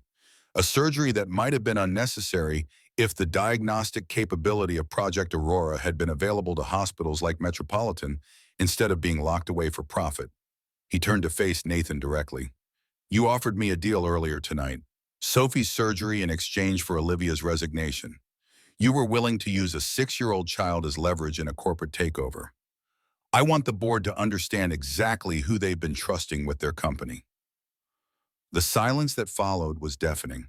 Nathan looked from face to face, finding no sympathy. "This is preposterous," he finally said, but the fight had gone out of his voice. "You have no proof of any such conversation." Alex pulled out his phone. "Actually, I do. I recorded our call." It was a bluff. He hadn't recorded anything, but Nathan's face told him it had landed. The CFO sank into a chair, defeated. "I think we've heard enough," said an older board member, breaking the silence. "I move for the immediate termination of Nathan Chen's employment with Reed Technologies, pending criminal investigation." "Seconded," said another board member promptly. "All in favor?" The vote was unanimous. As security escorted a shell-shocked Nathan from the room, Wilson approached Olivia and Alex. "Ms. Reed, I'd like to propose a genuine partnership between Apex and Reed, specifically around Project Aurora. No takeovers, no dismantling. A collaborative approach that maintains Reed's independence while leveraging Apex's distribution capabilities." "I'm listening," Olivia said cautiously. "We establish a joint venture. Aurora remains Reed intellectual property, but we create a separate entity to handle hospital distribution, priority access for public institutions like Metropolitan. Alex watched Olivia consider the offer, her expression giving nothing away. This was the CEO in action, not the vulnerable woman he'd glimpsed in rare moments, but the strategic leader who'd built a company from nothing. "I'll need assurances about pricing structures for public hospitals," she said finally, "and complete transparency about implementation." "Of course," Wilson nodded. "We can have our teams draft terms tomorrow." "And one more thing," Olivia added.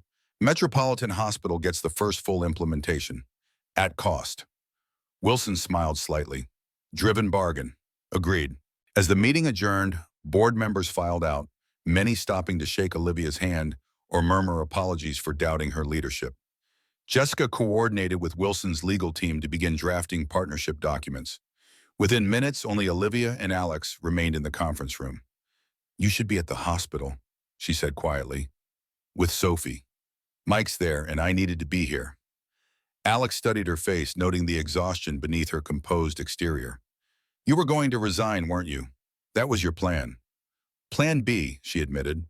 "If the evidence wasn't enough to convince the board, I was prepared to make a deal with Wilson.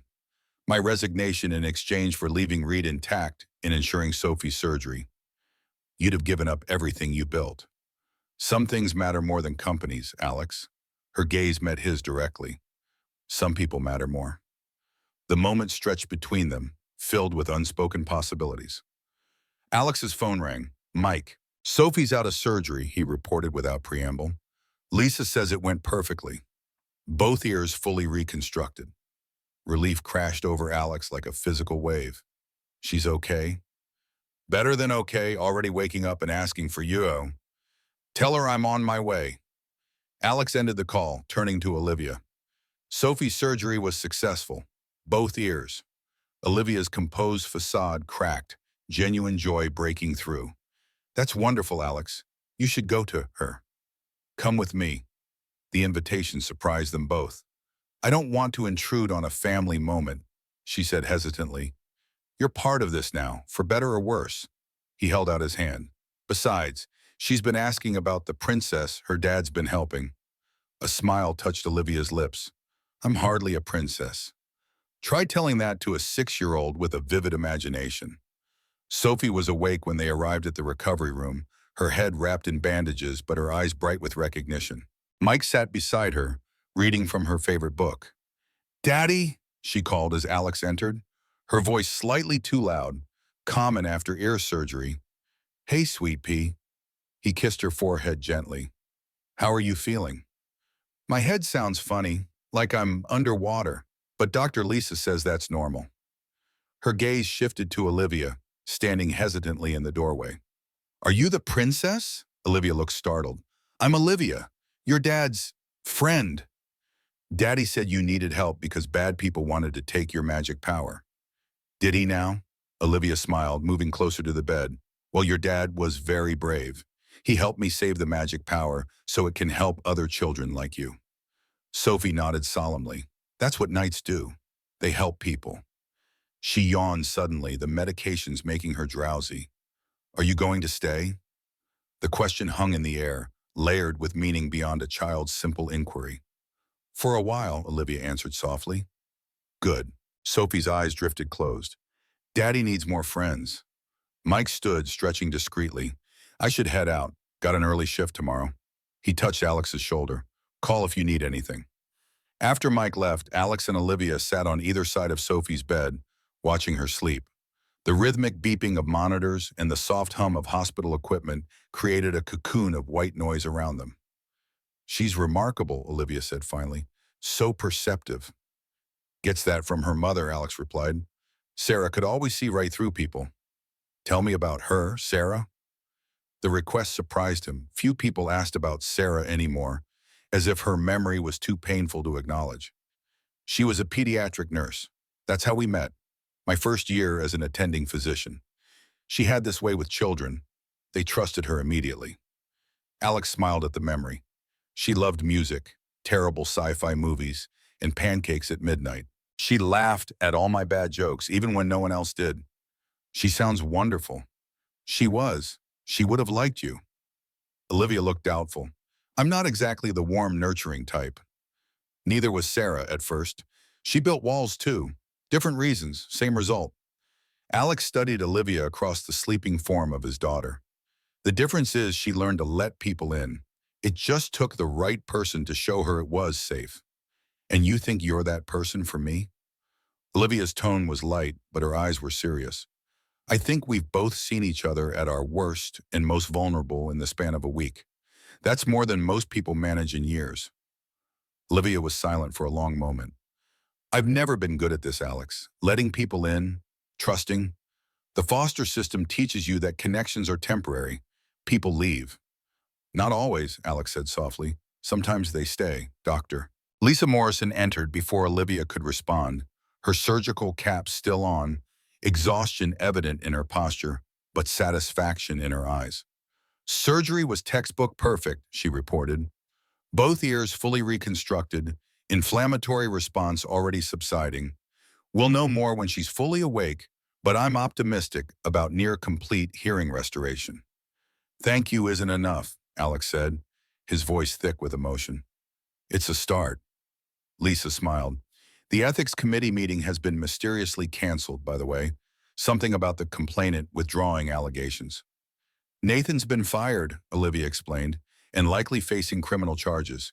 He won't be interfering with anyone's medical care anymore. Good. Lisa checked Sophie's vitals, making notes on her chart. She'll need to stay for observation for 48 hours, then home rest for 2 weeks. No school, limited activity. I'll take time off, Alex said immediately. Actually, Olivia interjected, I have a proposal. She turned to Lisa. Reed Technologies is partnering with Apex to distribute our medical diagnostic AI to hospitals. Metropolitan will be our first implementation site. We'd like you to consult on the pediatric applications. Lisa raised an eyebrow. Consulting requires time. My surgical schedule is already full. We'd compensate the hospital for protected research time, 4 hours per week. Make it 6 and include a fellowship position for pediatric diagnostic implementation. Done. Olivia extended her hand, which Lisa shook firmly. And as for you, Olivia continued, turning to Alex, Reed Technologies could use someone with medical expertise to liaise between our development team and hospital implementation sites. The position would have flexible hours, work from home options when needed, and a salary significantly better than driving or bartending. Alex stared at her. You're offering me a job? I'm offering you an opportunity to use both your medical knowledge and your newly discovered corporate detective skills. Plus, you'd be helping make Project Aurora accessible to patients who need it. She smiled slightly. Consider it paying forward what you did for me this week. Before Alex could respond, Sophie stirred, her eyes fluttering open. Daddy? Her voice was clearer now, less strained. I can hear better already. Alex took her hand. That's great, sweet pea. Dr. Lisa did an amazing job. Sophie turned to Olivia. Are you still here? I am. But I drew you a picture before my surgery. Mike has it. She yawned again. It's all of us together. All of us? Olivia asked gently. You, me, Daddy, and Mike. Our family. The simplicity of a child's perspective. Rearranging the adult world into what made sense to her. Alex watched emotions flicker across Olivia's face. Surprise, confusion, and something softer he couldn't quite name. I look forward to seeing it, Olivia said finally. As Sophie drifted back to sleep, Lisa excused herself to check on other patients. The room grew quiet again, the first light of dawn beginning to filter through the window blinds. She's going to be okay, Olivia said softly. Sophie. Yes. Alex released a breath he felt like he'd been holding for days. She is. And you, will you be okay?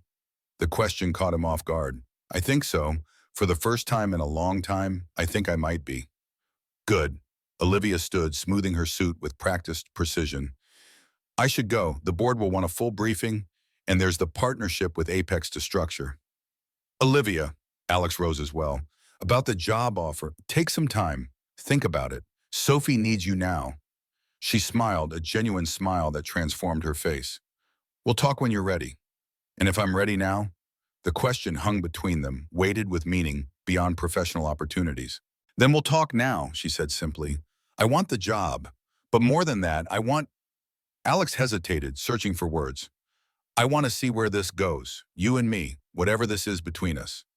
It's complicated, Olivia warned. I'm complicated. I'm a former emergency physician raising a daughter alone after losing my wife in a trauma I failed to prevent. Complicated is my default setting. That earned a small laugh. Fair point. So we try, one day at a time? Olivia considered this, her analytical mind visibly working through possibilities and risks. Then, in a gesture that seemed to surprise even her, she reached out and took his hand. One day at a time, she agreed. 3 months later, Alex stood in front of a classroom at Metropolitan's Teaching Center, explaining the diagnostic capabilities of Project Aurora to a group of medical residents. The AI system had been fully implemented at Metropolitan for 6 weeks, already showing promising results in early detection of conditions previously difficult to diagnose in early stages. His new role at Reed Technologies had proven to be the perfect blend of his medical background and newly discovered business acumen. Working with hospital implementation teams, he helped Boyne bridge the gap between technology and practical medical applications. The flexible hours allowed him to be there for Sophie's recovery and return to school, now with fully restored hearing. The system doesn't replace clinical judgment, he emphasized to the residents. It enhances it. Think of it as having a consultant who's read every medical journal ever published and can apply that knowledge to pattern recognition in patient data. As the session ended, Lisa approached from the back of the room. Nice presentation. The residents are impressed, both by the technology and by you. Just doing my job. Speaking of jobs, Lisa said casually, the hospital board is reviving the trauma director position. They asked me to gauge your interest. Alex stared at her. You're kidding. I never kid about hospital politics. Lisa smiled. They're prepared to be flexible about hours, given your role with Reed, but they want you back, Alex. We all do. I don't know, Lisa. That part of my life is still part of you, whether you acknowledge it or not. Just think about it. She checked her watch. Don't you have a recital to get to? Sophie's first violin recital since her surgery. After fully recovering her hearing, she had thrown herself into music with passionate intensity, making remarkable progress in just a few months. Thanks for the reminder. And Lisa, I'll think about it. The community center auditorium was crowded with parents and relatives when Alex arrived. He spotted Mike saving a seat in the front row, and beside him, a surprise, Olivia. Didn't think you'd make it, Alex said as he joined them. Board meeting? Rescheduled, Olivia replied. Some things are more important. The casual statement reflected the change in her over the past months. The walls hadn't come down entirely. Decades of self-protection didn't disappear overnight. But there were more windows now, more moments of vulnerability and genuine connection. Their relationship had developed slowly, deliberately. Weekly dinners had become twice weekly, then more.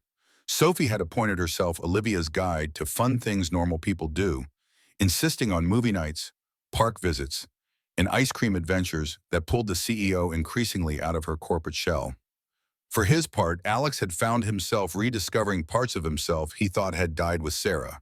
His sense of humor, his capacity for joy, his ability to look toward a future rather than just surviving the present.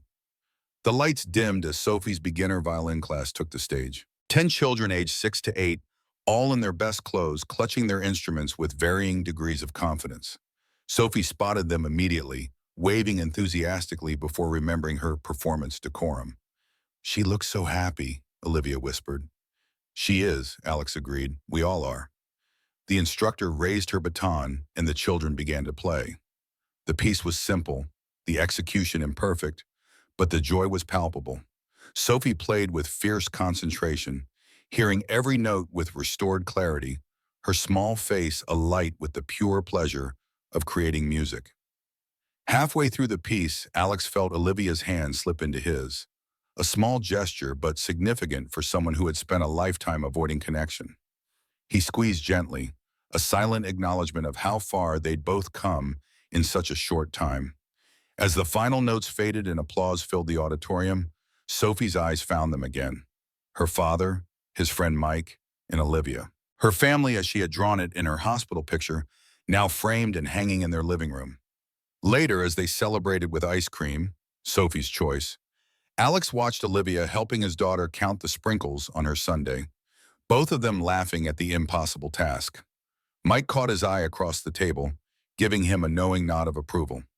"Penny for your thoughts, Doc," Mike said as the girls continued their sprinkle census. "Just thinking about how much can change in 6 months." "Good changes?" Alex considered the question, thinking of Sophie's restored hearing, his new career path combining medicine and technology, the possibility of returning to trauma medicine part-time, and the woman who had entered their lives through a chance encounter in a bar. "The best," he said simply. That night, after Sophie was asleep, Alex and Olivia sat on his apartment balcony, looking out at the city lights. The same city where half a year ago he had driven a drunk CEO home without asking questions, setting in motion events neither could have predicted. "Lisa offered me the trauma director position at Metropolitans today," he told her. "Are you going to take it?" "I'm considering it, part-time alongside my work with Reed." Olivia nodded thoughtfully. "You miss it, medicine." "Parts of it, the ability to help people directly, make immediate difference." "You should do it then." She turned to face him fully. "You're a healer, Alex. It's who you are even when you're not practicing medicine." "What do you mean?"